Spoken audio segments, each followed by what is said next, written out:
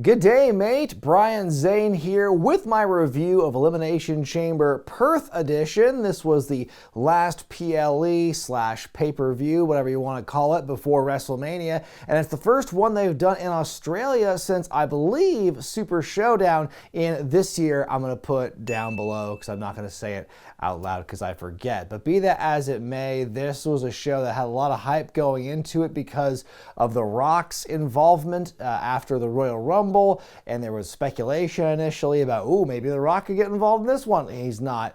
In fact, this show not only has no Rock, it's got no Roman Reigns at all. Cody Rhodes is the biggest star there, and he's not wrestling tonight. But regardless, the show's still clearly a success just based on the attendance there. About 50,000 people were there at Optus Stadium. What a cool look it was, the start of the show. You know, I am a sucker for, daytime outdoor venues. You get to watch the sunset as the show goes on, which you saw here. But I love that opening shot at daytime where it's like, the white floor coverings in the sky is so bright it comes out white on TV. It's just a really cool visual. I like that a lot. And like I said, the night sky changing overnight, it makes for a really cool look on this show. Speaking of very cool, again, you see those superstar entrances at the top of the show. The best one, though, has to be Kevin Owens with his KO Allah making their way into the arena. It's a wonderful thing. The show officially begins with the Women's Elimination Chamber matchup. The winner of this goes on to face the winner of Nia Jax, Rhea Ripley at WrestleMania for the Women's World Championship. Raquel Rodriguez in this one. She's back for the first time in several months. She went away to treat her mast cell activation syndrome, which was causing all her skin flare-ups. In fact, she apparently had to deal with some of that on this show, wrestling without makeup because her skin was breaking out so badly, evidently. So, good on her for, toughing it out. It's definitely sounds like a terrible disease to live with. I liked Becky Lynch's gear here. Looks a bit Scott Hall inspired. The first two people in this match are Becky and Naomi, and things are off to a very brisk pace from the get-go. And that really kind of dictates the pace for the rest of the match, I would say. Naomi hopping on the chamber wall, doing the big split-legged leg drop onto the floor like, from 7 feet up. That looked very painful. Out next is Tiffany Stratton, the former NXT Women's Champion. By the way, they show the 2K24 ratings next to a lot of the wrestlers throughout the course of the evening. I think that's a really clever way to, further market the games that's coming out. The rankings, the ratings for players or players on Madden, for instance, and the NBA games. It's always an interesting point of contention, and certainly some interesting numbers based on some of what I saw with some roster members, like poor Johnny Gargano, for instance. And Tiffany Stratton's ranked pretty low as well. But this match, I think, is going to go a long way in maybe making next year's numbers go up a bit, let's say. Tiffany is off to a big start here. She even gets both Becky and Naomi on her shoulders for a moment. Naomi with another split leg drop. Ooh, I like the shots of the people waiting inside the pods. Damn it, I just love the Lee fitting era, the aesthetics, the presentation. We saw it a bit in the Royal Rumble. We've been seeing it every week on TV. The sports-centric presentation, ironically, I think is doing a real good service for WWE. Also, they mentioned that the people in the pods were mic'd as well. That is never taken advantage of in the course of this show. Across either chamber matchup, no one in the pods is really talking, You'll hear something, I hear Kevin Owens, you can hear him clapping at one point in his match, but nobody really talks trash like during the match that I could recall. Liv Morgan's out next, Stratton and Naomi with cartwheel counters. Tiffy really is filling up her bump card a lot in this matchup here. She takes a lot of big moves from people, takes a big suplex from Becky into the wall. They do the disarm her with her arm through the chain link, and they say, no, you can't do the pinfall or submission outside the ring, which I'm like, that doesn't seem right. I'm pretty sure you could actually beat people outside the ring, at least in the video game version of this. Naomi hits Becky with a sunset flip powerbomb off the pod, but Tiffany just stacks Naomi up to pin and eliminate her. Number 5 is Raquel Rodriguez. Stratton taking all the bumps in this thing, like I mentioned. She's getting slammed into the wall by Double R. We get this 3-on-1 pylon of Raquel, but she's just too strong. Bianca Belair finally emerges from her pod. She stuffs Stratton back into it. Poor Tiffy. Rodriguez wants to give Bianca the same suplex into the wall she used earlier, but Bianca with a very nice counter. Tiffany is over in Perth. There are lots of chances for her in this matchup. Liv Morgan with a big super sit onto Rodriguez on the top rope. Oh my God, that looked brutal. Becky Becky's knocked off the pod. Tiffy with a swanton onto 3 of the other ladies. Liv with Oblivion off the turnbuckle to Stratton. Tiffany is eliminated and Perth is pissed. But what a performance. That's star making right there. Rodriguez with a hell of a powerbomb from the floor to the ring. Big bump by Belair. A double Tejana bomb. Belair hits the KOD on Rodriguez and now Raquel is out. Liv with all sorts of counters. Bianca goes for the KOD. Becky lands on her feet. Liv rolls up Bianca to eliminate her, but walks right into the manhandle slam. Becky Lynch is the winner. This one gets 4 stars out of 5 for me. Man, the men's chamber match has a lot to live up to after this performance here. This is one of my favorite women's chamber matches that I can recall. Tiffany Stratton, easily the MVP of this match. Like I said, she took easily the biggest and most frequent bumps in this matchup. She had a lot to prove. She was the relative baby in this matchup, and boy, the crowd responded to her in kind. And I think that this is going to go a long way, like I said, into elevating Tiffany so much more, just based on how fast she progressed through NXT and the immediate impact she's making on the main roster. I think it's really cool to see how fast she's grown.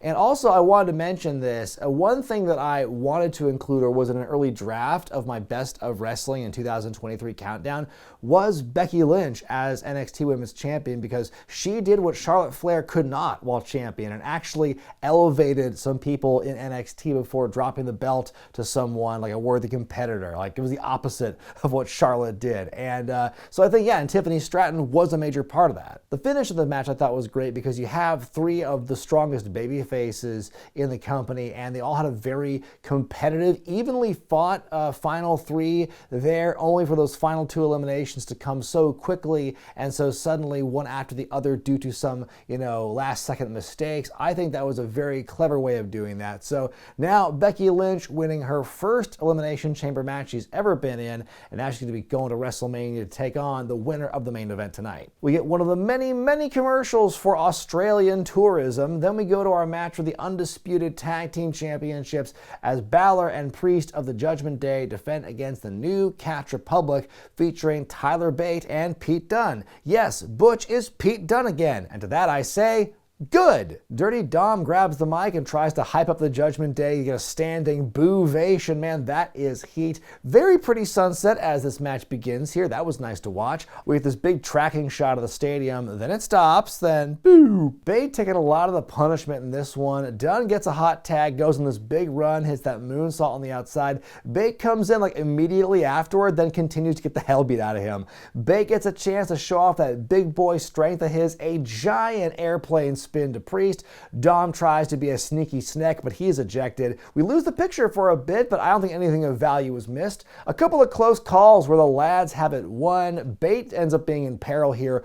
Priest goes for the Razor's Edge. They blow a spot where Priest is supposed to run smoothly headfirst into Finn's crotch. We get the Birmingham Hammer by the challengers. By the way, I love that name for a finisher. That is like A+, but we get a kick out. Priest ends up choke slamming the both of them off the top rope. Finn with the coup de grace to Dunne. The Judgment Day win and retain. It was a fine match, but it really was just that. New Catch Republic. You got this good short build in the relatively short time they have been a team, but yeah, it's too short and it's too unestablished. You're not going to have them lose, or not going to have them win the belts so soon against such a strongly booked stable like the Judgment Day at this point. It's unfortunate we don't get the R-Truth involvement in this one. I know the joke was he's in Austria as opposed to Australia, so it ties in with the gimmick, but I think the R-Truth stuff has been some of the saving grace to help extend the life of the Judgment Day storyline. We get another commercial for Western Australia. Then it's time for the Grayson Waller Effect special guests Cody Rhodes and Seth Rollins. But first, the hype man, Austin Theory, opening up the segment there. He puts down Vegemite and the fans are like, boo, how dare you make fun of our black paste? And then Austin's like, I like real Australian culture and food, like Outback Steakhouse, which is nearly identical to a joke I made at the end of my World Wrestling All-Stars review, but that's neither here nor there. Grayson Waller comes out, he's got the nice reception because he is from Australia. He does a shoey with Tai Tuivasa of the UFC, leads an Aussie, Aussie, Aussie chant, and then out comes the champion, Seth Rollins, having borrowed the Velveteen Dreams sunglasses, evidently. By the way, I forgot to mention this at the top of the review. This is the night of long entrances. I mean, it's a long walk walk from the stage to the ring to begin with, but everyone really takes their time here. I feel every entrance is at least 2 or 3 minutes long based on how these things feel, and the entrances for Seth and Cody, and for Grayson Waller for that matter, are no exception. Rollins breaks the news he is just days away from being medically cleared to compete, and he wants to put on a show with whoever wins that chamber match tonight at Mania. Grayson asks Cody, why did you ruin the potential awesome main event of The Rock versus Roman Reigns? And Cody kind of takes ownership of the Cody Crybabies insult that The Rock tried to lob at him a week or so ago, saying how many crybabies are in the audience, and like so many people in the crowd are popping for that. There's a weird part in this where Cody, it seems like he wants to explain like, hey, what was that bullshit where like you almost gave your spot to The Rock but then you ended up not doing that? Like, what was the deal with that? And then Grayson just cuts him off, and like we don't ever get an explanation to that in this segment apparently. But then Cody kind of pivots and says he wants to wrestle The Rock one-on-one, and then Seth is like, you don't have to fight the bloodline alone. And then Austin Theory butts in, starts doing Rock impressions, and Seth's kind of egging him on, and then they finally beat him up as Grayson Waller looks on, and you got Cody and Seth standing tall. I mean, it was certainly a talkie. It just felt like it was a segment for the sake of having something to break up the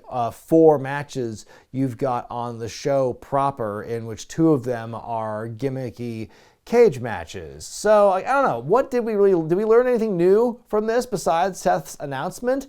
Other than that, it just felt like, oh, this is very similar to the promo we saw Seth and Cody have like a week or 2 ago on Raw, where Seth's like, you know, let me help you take on the bloodline. What was the point of this segment other than to get Grayson Waller, another Australian guy, over, and you know, to, I guess, just have your top 2 faces in Cody and Seth on the show, if not wrestling? But I don't know, I just felt like it was much like the last time the Grayson Waller effect was on a PLE or a pay-per-view, what have you. I didn't think it really helped. But if we may for a second, let's circle back to that whole issue of what Cody did, where he thought supposedly gave his title shot up to The Rock and then ultimately didn't.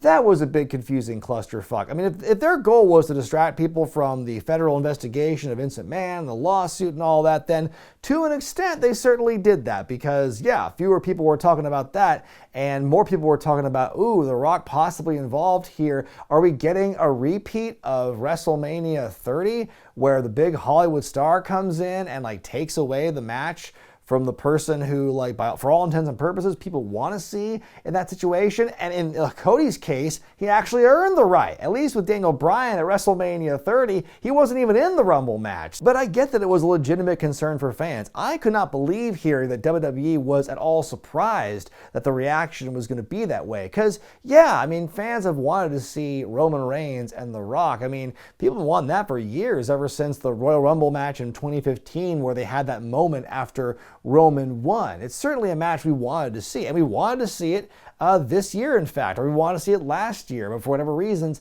it just never happened. So I don't think it's an issue of fans not wanting to see that match. It's just like, no, we want to get to this thing with Cody first. It would have made no sense for The Rock to just be like, okay, this is my spot now. If they honestly didn't expect backlash, then I think they were completely misjudging how people feel about, you know, the things like the stories. The stories and the stakes that they themselves have built up for fans to take with. Now it's shocking to them seemingly that they would hold them to that standard and say, no, we got to do this. We have to finish this story before we go on to the next one. And so they seem to have pivoted, and now they've really embraced The Rock as a heel. The Rock being a heel now, so long after the last time he was, is kind of refreshing. I think him doing the whole babyface thing, it's he needs to move beyond that. And I think this is kind of the way he's been acting lately. It feels like an evolution of that.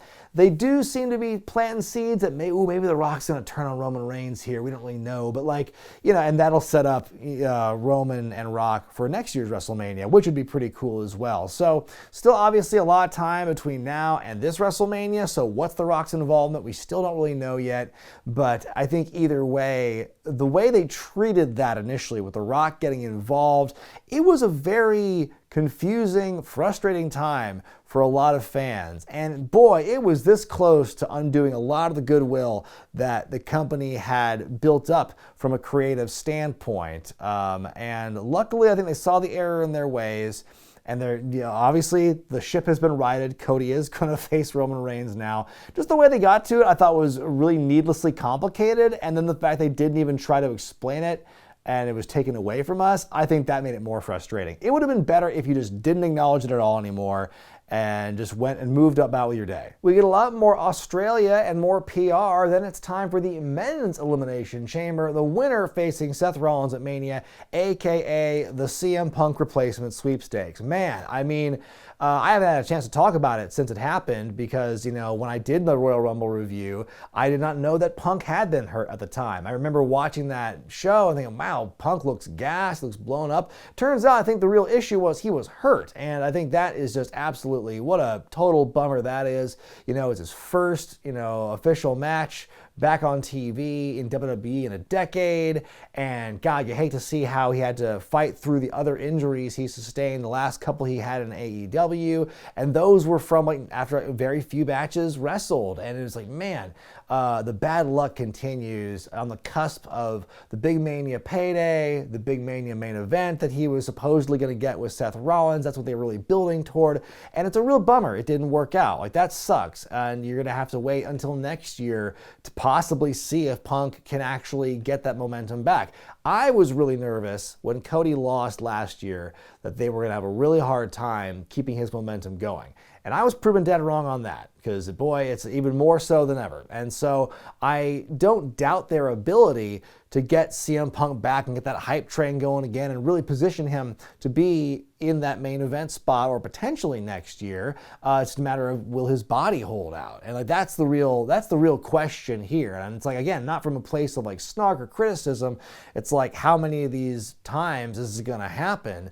And I really hope it's never again, because you hate to see someone get hurt, especially with that much hype behind him. Michael Cole mentioning Bobby Lashley's experience in the Extreme Elimination Chamber in 2006. Lashley throwing his vest at Kevin Owens' pod. KO sells it. I love it. They also mentioned that Randy Orton ties the record for most chamber appearances that was set by Chris Jericho. So crazy to see his name ever getting mentioned in AEW TV. One thing I think WWE needs to stop doing, which they did too many times in this show, is just getting a shot of the audience and holding on it, waiting for them to go, wow, when the big pop happens, because they did it in this matchup for LA Knight. They did it again for Rhea Ripley. We'll just have a shot of the audience standing and waiting, and you hear the music, and you might hear a pop, but you want to see some animation, and the fans just fucking stand there, and they look so bored. Are they getting the wrong section of fans?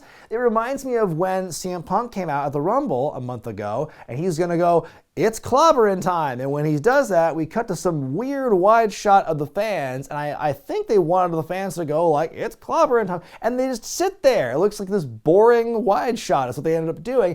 And that's what that feels like to me. I think that everyone's already holding up their phones like this to record the entrance. So you're not going to get that wah moment. Starting out with Drew McIntyre and Los Angeles Knight. Drew mocking CM Punk, tries to do the GTS, but it backfires. Drew is repeatedly slammed into the pods. We get a bit of a confusing countdown graphic. People cannot tell at first if it's supposed to be 5 or 15, and that throws some people off with a countdown. Kevin Owens emerges first. There's some physical exchanges, nothing too wild. Bobby Lashley is the next one out. LA spends literally the next 6 minutes just laying on the floor selling after he's body slammed by Drew, then squished by KO. Cole called the body slam the Michinoku driver, by the way. Then he takes one other move and sells for 5 more minutes after that. Is he hurt, or are they just buying time for other spots? Logan Paul's just doodling on his pod glass while all this match is going on. Such a jock villain out of a movie situation. Randy Orton is the penultimate entrant and goes on a big run. LA Knight continuing to get his ass kicked for a while, but he finally hits a DDT on Drew on the outside.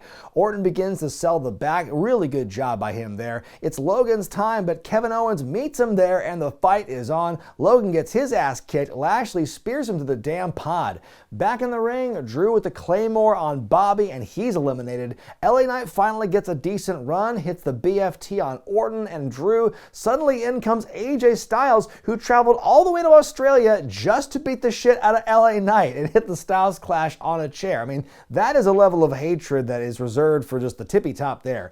Drew eliminates Knight, and I guess it's another Mania match sewn up. Orton hits the RKO and eliminates Owens. We're going to face off with these past rivals and Orton and Drew. Drew, these two held the pandemic era down. What is on the roof of the chamber that's casting this big shadow in the middle of the ring, though?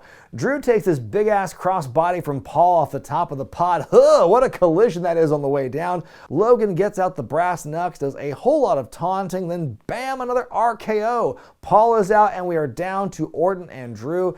Drew with the spine buster, revs up for the Claymore, but Orton just collapses. Drew gets cocky. Orton hits that RKO once again. Suddenly, Logan shows back up and KOs Orton with the power of the punch. Drew covers, eliminates Orton, and is the last man standing. Heel Drew wins the chamber match in one of the heeliest fashions possible and is officially taking CM Punk's place at WrestleMania. I'm going to give it 3.5 stars out of 5. This one, it's a very different chamber match than the women's one. I mean, it kind of has to be in a lot of respects. So this one's a lot more physical, a lot more methodical than the women's. There's a lot of stalling from people who aren't involved. Like, again, seeing LA Knight just lay on the mat, having done really nothing in the match and only getting hit with the most basic moves, she's like selling for like 5 or more minutes. Like, it makes you realize that the women weren't doing nearly that much of that stuff in their match up there.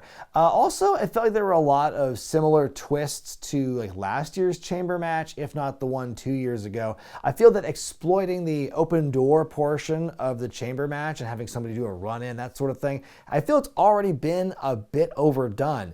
But Drew McIntyre winning, I think, was the correct choice. I think that he has really stepped up and has embraced this very heelish persona, especially in the wake of CM Punk's injury. He was already well on his way. I felt that CM Punk was kind of joining him a bit. He was kind of indicating it felt like he was going to turn heel, but now all that heel energy is with Drew. And I think him doing that whole savior of WrestleMania, he's getting all this heat on Punk, who's injured. I think it's really worked well for Drew, who has been kind of left lost in the shuffle, considering there are so many other big baby faces across both shows, all on that top level. Not really much room for Drew anymore as a face on that level. So him being put in the heel spot and being the competition for Seth Rollins, I think is the absolute right call. We get one more ad for Australia, then Paul Triple H Levesque is in the ring. So weird that that's just how he's introduced now. He thanks everybody in Perth. He announces the attendance record of 52,590.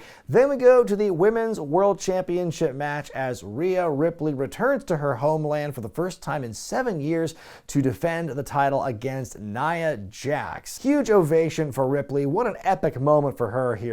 She's in the main event. She's the champion. You get this homeland reception. Her family's there. It's really cool to see. And very much in the same way that, last year's Elimination Chamber in Montreal was like, this is the Sami Zayn hour. You felt that here with Ripley, along with, Indy Hartwell and Grayson Waller to an extent earlier in the show. But this is definitely like, this is a showcase for Rhea Ripley, like one of our top stars. Rhea starts out quickly, but Nia runs through her and begins her assault, talks trash to Rhea's family at ringside. Nia just overpowering Rhea here. The leg drops, the power bombs. Rhea is getting wrecked until she avoids an annihilator. We get this missile drop kick off the top. Rhea gets Nia on her shoulders from another bonsai attempt, drops her to the turnbuckle. On the outside, the announce table is set up, but it's Nia who drives Rhea through the table. We get an annihilator, the big sit in the corner, but somehow Rhea kicks out. Nia goes up top, Rhea catches her and hits a superplex, hits the riptide on Nia, the cover and the win. Rhea retains. I give it 3.5 stars out of 5. I think it was a very solid main event here. I think the story is what really elevates it for me.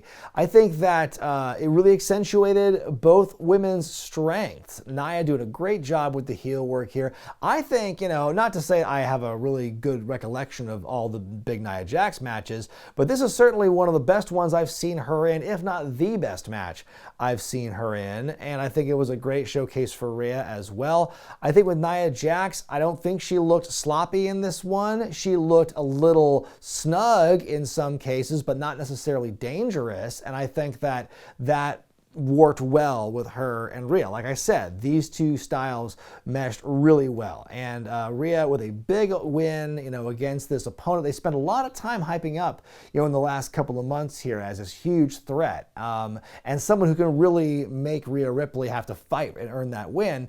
Having a big win here with, in her home country and whatnot, I think that was just, again, really cool moment for her as we go into WrestleMania, where she will have another huge opportunity. She'll be facing Becky Lynch, and that is going to be a marquee matchup for sure. But this is definitely going to give her so much momentum, and it's going to be really hard to pick a winner come WrestleMania time between her and Lynch, in my opinion. Wow, only 4 matches and we're done. That didn't take long. My grade for Elimination Chamber Perth Edition is a C+. There were good matches on this show. Like I said, I think both chamber matches were good. I do give the women's chamber the edge, in my opinion. I think it was probably the strongest match all show, even more so than I think the main event. But it was a great night for the ladies between the main event and the women's chamber. I think that was a great showing. Usually it's nice to say, oh wow, so few matches in the show. It is the exact opposite of what happens with the AEW shows that go about as long as this one did, but they cram it with so many matches, and it's exhausting to try and keep up with all that. This one, I felt that for the amount of runtime this show had, there was not nearly enough wrestling, and not even enough storytelling, because you had the one big promo segment, which I think was kind of a dud in many respects, and then you just have the 4 matches, and 2 of them are the same match, essentially. You've got to find some kind of happy medium between that. You could have a 3.5 and change hour show and somewhere between 4 and 12 matches. But like I said, the in-ring action that we did see was fairly solid, and the show did a pretty good job helping build a few key points for WrestleMania weekend and seeing what matches are taking shape as a result. Not just as a result of who won the chamber matches themselves, but some of the things we saw within those matches. But those are my thoughts on Elimination Chamber, folks. What did you think of the show? Let me know in the comment section below. Be sure to give the video a thumbs up if you like it, subscribe to the channel, hit that bell icon for all the notifications. I'm Brian Zane, and I'll see you next time.